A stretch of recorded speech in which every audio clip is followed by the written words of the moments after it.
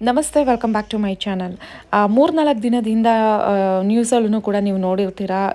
Yelahanka ಮಾರಿಸಂದ್ರ apartment ಏನಿದೆ ಅಲ್ಲಿ ಜಾತಿಗಳ ನಡುವೆ, ಧರ್ಮಗಳ ನಡುವೆ ಏನು ಮನಸ್ತಾಪ ನಡೀತಾ ಇದೆ, ಯುದ್ಧ ನಡೀತಾ ಇದೆ, ಧರ್ಮ ದಂಗಲ್ ಅಂತ ಅಂದ್ಬಿಟ್ಟೆಲ್ಲ ನ್ಯೂಸ್ ಚಾನಲಲ್ಲಿ ನೀವು ನೋಡಿರ್ತೀರಾ. ಆದರೆ ಶುದ್ಧ ಸುಳ್ಳು ಅದೆಲ್ಲ. ಯಾವುದೇ ರೀತಿಯಾದಂತಹ ಧರ್ಮಗಳ ನಡುವೆ ಜಗಳ ಆಗಿರ್ಬೋದು, ನೀವು ಪೂಜೆ ಮಾಡಬೇಡಿ ಅಂತ ಹೋರಾಟ ಆಗಿರ್ಬೋದು, ಯಾವುದೂ ಇಲ್ಲ.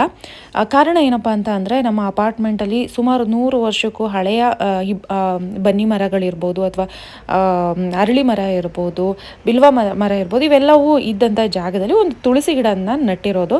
ಇದನ್ನೇ ಒಂದು ನೆಪ ಅಂತ ಹಿಡ್ಕೊಂಡು ಇಲ್ಲಿ ಒಂದು ಪರ್ಸನ್, ಆ ವ್ಯಕ್ತಿ ಯಾವಾಗಲೂ ಇದೇ ಥರ ಕುತಂತ್ರಗಳನ್ನು ಮಾಡ್ತಾ ಇರ್ತಾನೆ ಅಂತ ಅಂದ್ಬಿಟ್ಟು ಈಗಾಗಲೇ ತುಂಬ ಜನ ಹೇಳ್ತಾ ಇದ್ರು ಕೂಡ. ಸೊ ಇದನ್ನು ಒಂದು ದೊಡ್ಡ ಮಟ್ಟದಲ್ಲಿ ಸ್ಪ್ರೆಡ್ ಮಾಡಿ ಇಲ್ಲಿ ಇರುವಂತಹ ಜನರ ಶಾಂತಿಯನ್ನು ಕದಲಿಸುವಂತಹ ಪ್ರಯತ್ನವನ್ನು ಆ ವ್ಯಕ್ತಿ ಮಾಡಿದ್ರಿಂದ ಯಾರು ಹೊಸದಾಗಿ ಇಲ್ಲಿ ಬೇಕು ಅಂತೇಳಿ ಮಾಡಿರ್ತಕ್ಕಂಥದ್ದಲ್ಲ. ಸೊ ಇದ್ರ ಬಗ್ಗೆ ಯಾರೋ ಕಿಡಿಗೇಡಿಗಳು ಬೆಂಕಿ ಹಚ್ಚೋ ಕೆಲಸ ಮಾಡಿದ್ದಾರೆ. ಹಿಂದೂಗಳಿಗೂ ಮತ್ತು ನಮಗೆ ಮುಸ್ಲಿಮ್ಗಳಿಗೆ ಏನು ದ್ವೇಷ ಅಲ್ಲ. ಎಲ್ಲರೂ ಇಲ್ಲಿ ಒಂದೇ ಕುಟುಂಬ ಸಹ ನಾವು ವಾಸ ಮಾಡ್ತಾ ಇರ್ತಕ್ಕಂಥವ್ರು. ಸುಮಾರು 2012-13 ನಾವು ಫ್ಲಾಟ್ಗಳು ತೊಗೊಂಡಿರ್ತಕ್ಕಂಥದ್ದು ಎಲ್ಲರೂ ಸಾಮಾನ್ಯವಾಗಿ. ಅಲ್ಲಿಂದ ಇಲ್ಲಿನ ತನಕ ಯಾವುದೇ ಆದಂಥ ಗಲಭೆ ಇರಲಿಲ್ಲ. ಇಲ್ಲಿ ಬೆಂಕಿ ಹಚ್ಬಿಟ್ಟು 1-2 ಸತಿ ಅಲ್ಲ ಆತ ಮಾಡಿರ್ತಾನೆ. ಸೊ ಸುಮಾರು ಸತಿ ಮಾಡಿದ್ದಾನೆ. ಬಟ್ ಈ ಥರ ಮಾಡೋದು ನಮಗೂ ಸರಿ ಕಾಣಿಸಲ್ಲ. ಇದೇನು ಯಾರಿಗೂ ತೊಂದರೆ ಆಗೋಂಥ ವಿಚಾರ ಅಲ್ಲ ಇದು. ಬೆಳಿಗ್ಗೆ ಎಲ್ಲರೂ ಸಹ ತಮ್ಮ ಮನೆ ಕುಟುಂಬ ಸಮೇತ ನಾಳೆ ಒಂದು ದಿವಸ 10 ಗಂಟೆಗೆ ಸರಿಯಾಗಿ ನೀವೆಲ್ಲರೂ ಇಲ್ಲಿ ಬರಬೇಕು. ಎಲ್ಲ ಪ್ರಶ್ನೆಗಳು ಬರ್ತಾರೆ. ನಾವು ಸಹ ಶಾಸಕರ ಒಂದು ಇನ್ಫಾರ್ಮೇಷನ್ ಇರೋದ್ರಿಂದ ನಾವು ಪಂಚಾಯತಿಯಿಂದ ಎಲ್ಲ ಸದಸ್ಯರಿಗೂ ಹೇಳಿದ್ದೀವಿ, ಎಲ್ಲರೂ ಬರ್ತಾರೆ, ಇನ್ಕ್ಲೂಡಿಂಗ್ PDO ಸಮೇತ. ಸೊ ಸ್ಟೇಷನ್ಗೆ ಇನ್ಫಾರ್ಮೇಷನ್ ಕೊಡ್ತೀವಿ, ಎಲ್ಲ ಪ್ರಶ್ನೆವ್ರಿಗೂ ಇನ್ಫಾರ್ಮೇಷನ್ ಕೊಟ್ಟಿದ್ದೀವಿ. ಬಟ್ ಇಲ್ಲಿಗೆ ತುಳಿಬೇಕು ನಾವು. ಇದು ಮುಂದುವರಿಬಾರ್ದು, ಇದು ದೊಡ್ಡ ಪ್ರಮಾಣದಲ್ಲಿ ಬೇರೆಯ ರೀತಿಯಲ್ಲಿ ಅರ್ಥ ಕೊಡಬಾರ್ದು ಅನ್ನೋ ಒಂದು ಕಾರಣದಿಂದ ನಾವೆಲ್ಲರೂ ಮಾತಾಡಿ ಇಲ್ಲಿ ಎಲ್ಲವೂ ಕೂಡ ಚೆನ್ನಾಗಿದೆ, ಯಾವುದೇ ಸಮಸ್ಯೆ ಇಲ್ಲ, ಎಲ್ಲ ಧರ್ಮದವರು ಅನ್ಯೋನ್ಯವಾಗಿ ಒಗ್ಗಟ್ಟಿನಿಂದ ಇದ್ದೀವಿ ಅಂತಹ ಒಂದು ಏನು ಮನವರಿಕೆನ ಮಾಡುವಂತಹ ಪ್ರಯತ್ನಗಳನ್ನು ಇಲ್ಲಿ ಮಾಡ್ತಾ ಇರುವಂಥದ್ದು. ಈಗ ವಿಶ್ವ ಹಿಂದೂ ಪರಿಷತ್ ಅವರು ಜಿಲ್ಲಾಧಿಕಾರಿ ಅಧ್ಯಕ್ಷರಾದ ನಮ್ಮ ಶ್ರೀ ಕೃಷ್ಣಣ್ಣರು ಒಂದೆರಡು ಮಾತಾಡಬೇಕಾಗಿದೆ. ನಮಸ್ಕಾರ. ನಾನು ಎಲ್ಲ ತಾಯಂದ್ರಿಗೆ ನನ್ನ ಪಾದಾಭಿವಂದನ. ಯಾಕಂದ್ರೆ ನಾವು ವಿಶ್ವ ಹಿಂದೂ ಪರಿಷತ್ ಒಂದೇ ಮಾತಾಡ್ತೇವೆ. ಯಾವ ತನಕ ಕೃಷ್ಣ ದೊಡ್ಡವನಾದ ಕೃಷ್ಣನ ಗ್ರೇಟ್ನೆಸ್ ಏನೂ ಇಲ್ಲ. ಯಶೋಧ ಮಾತೆ ಏನು ಕಲಿಸಿದಲ್ಲ ಅಂತ ಕೇಳಿ ಬಂದಾನೆ. ರಾಮ ಸಹ ಕೌಸಲ್ಯ ಮಾತೆ ಅವಳು ಹೇಳಿದ ಕೇಳಿ ದೊಡ್ಡನಾದ. ಗಾಂಧಿ ಸಹ ಹೇಳ್ತೀನಿ, ನನ್ನ ತಾಯಿ ಹೇಳಿದಕ್ಕೆ ನಾನು ಇಷ್ಟು ದೊಡ್ಡನಾದೆ ಅಂತ ಹೇಳಿ. ನಮ್ಮಲ್ಲಿ ಇರೋ ಯಾರೇ ವೀರ ಸವರ್ಕರ್ ಆಗಿರ್ಬೋದು, ಇಂದು ಹೋದ್ರೆ ನಮ್ಮ ಭಗತ್ ಸಿಂಗ್ ಆಗಿರ್ಬೋದು, ಇಂದು ನಮ್ಮ ಚಂದ್ರಶೇಖರ್ ಆಜಾದ್, ಯಾವುದೇ ದೇಶ ಭಕ್ತ ತಗೊಳ್ಳಿ, ಅವ್ರು ನನ್ನ ತಾಯಿಯಿಂದ ನಾನು ಉದ್ಧಾರ ಆದ, ನನ್ನ ಜಾಣತನ ಏನೂ ಇಲ್ಲ ಅಂತ ಹೇಳ್ತಾರೆ. ಅಬ್ದುಲ್ ಕಲಾಂ ಸಾಧೆ ಹೇಳ್ತಾರೆ. ತಾಯಂದ್ರೆ ನಿಮ್ಮೆಲ್ಲರಿಗೆ ಫಸ್ಟ್ ನಿಮಗೆ ಪಾದಸ್ಪರ್ಶ ಮಾಡಿ ನಾನು ನಮಸ್ಕಾರ ಮಾಡ್ತೇನೆ. ಮತ್ತೆ ನಾನು ಹೇಳಿದ್ರೆ ಗೊತ್ತಾ ತಾಯಂದ್ರೆ, the world has not lost because of the aggression of the criminals, but because of the silence of the nobles ಅಂತ ಹೇಳ್ತಾರೆ. ಅಂದ್ರೆ ಪ್ರಪಂಚ ಯಾವತ್ತೂ ಸೋತದ್ದು ಯಾರು ಖದೀಮರು ಬಂದು ನಮ್ಮ ಮೇಲೆ ದಾಳಿ ಮಾಡಿದಕ್ಕಲ್ಲ. ಆ ಟೈಮಲ್ಲಿ ಯಾರ್ಯಾರು ಜಾಣರು, ಯಾರ್ಯಾರು ನೋಬಲ್ಸ್ ಅಂತ ಹೇಳ್ತಾರೆ, ಇವರು ಬಾಯಿ ಸುಮ್ಮನೆ ಕೂತಿದ್ದಾರೆ. ಅನ್ಯಾಯ ನಡೀತಾ ಇದೆ, ನಡೀಲಿ ಅಂತ ಸುಮ್ಮನೆ ಕೂತು. ಹಾಗಾಗಿ ಪ್ರಪಂಚದಲ್ಲಿ 1000 ವರ್ಷ ನಮ್ಮ ಭಾರತ ದೇಶ ಬೇಡದಷ್ಟು ಕಷ್ಟ ನೋಡಿದ್ದೇವೆ.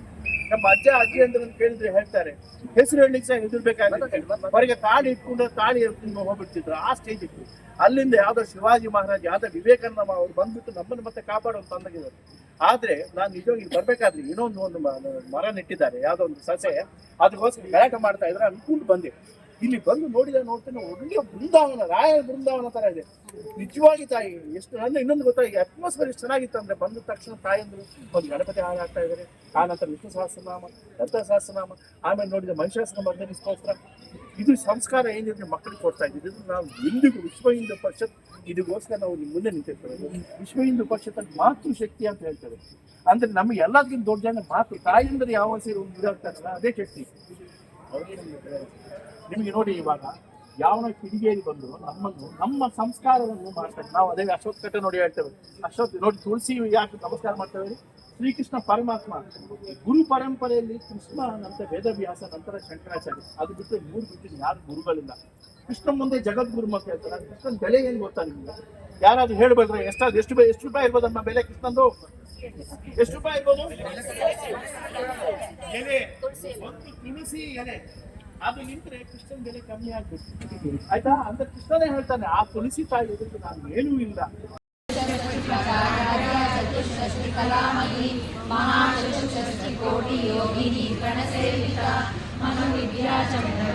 ಚಂದ್ರಮಂಡಲ ಮಧ್ಯಕ ಚಾರು ರೂಪ ಚಾರು ಹಾಸ ಚಾರು ಚಂದ್ರಕಲಾಧರ ಚರಾಚರ ಜಗನ್ನಾಥ ಚಕ್ರರಾಜ ನಿಕೇತನ ಪಾರ್ವತಿ ಪದ್ಮನಯನ ಪದ್ಮರಾಗ ಸಮಪ್ರಭ ಪಂಚಪ್ರೇತಾಸನಾಸೀನ ಪಂಚಬ್ರಹ್ಮ ಸ್ವರೂಪಿಣಿ ಚಿನ್ಮಯಿ ಪರಮಾ. ಪ್ರತಿ ಶುಕ್ರವಾರ ಸಂಜೆ ಹೊತ್ತು ಈ ರೀತಿಯಲ್ಲಿ ಬಂದು ವೇದ ಮಂತ್ರಗಳನ್ನು ಪ್ರಕೃತಿಯೊಂದಿಗೆ ಹೇಳೋದ್ರಿಂದ ಮನಸ್ಸಿಗೆ ಇರ್ಬೋದು, ಸುತ್ತಲಿನ ವಾತಾವರಣಕ್ಕೆ ಇರ್ಬೋದು, ಪರಿಸರಕ್ಕೆ ಇರ್ಬೋದು, ಅಲ್ಲಿ ವಾಸ ಮಾಡುವಂಥ ನಮ್ಮಂಥವ್ರಿಗೆ ಎಷ್ಟು ಪಾಸಿಟಿವ್ ಸ್ಪ್ರೆಡ್ ಆಗುತ್ತೆ ಅಂತ ಅಂದ್ಬಿಟ್ಟು ನೀವು ವಿಡಿಯೋನ ನೋಡಿದ್ರೇ ನಿಮಗೆ ಗೊತ್ತಾಗುತ್ತೆ. ಇಲ್ಲಿ ಯಾರಿಗೂ ಕೂಡ ಮೈಕ್ ಹಾಕ್ಕೊಂಡು ಎಲ್ರಿಗೂ ತೊಂದರೆ ಕೊಡುವಂಥ ಪ್ರಯತ್ನ ಅಂತೂ ಇಲ್ಲ.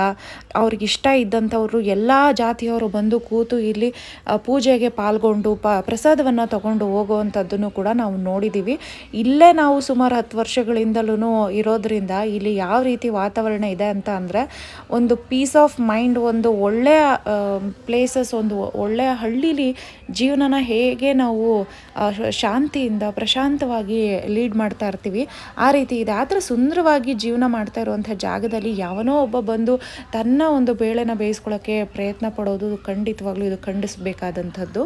ಇವತ್ತು ಕೂಡ ಆ ವ್ಯಕ್ತಿ ನಮ್ಮ ಅಪಾರ್ಟ್ಮೆಂಟಲ್ಲಿ ಇರಬಾರ್ದು, ಜಾತಿಗಳ ನಡುವೆ ತಂದು ಇಡುವಂತಹ ಕೆಲಸವನ್ನು ಮಾಡ್ತಾ ಇರುವಂಥವ್ರು ಮುಂದೆ ಏನು ಬೇಕಾದರೂ ಮಾಡ್ಬೋದು. ಹಾಗಾಗಿ ಇಲ್ಲಿ ಇರಬಾರ್ದು ಅನ್ನೋದು ಒಂದು ಹೋರಾಟದ ಉದ್ದೇಶ ಆಗಿದೆ.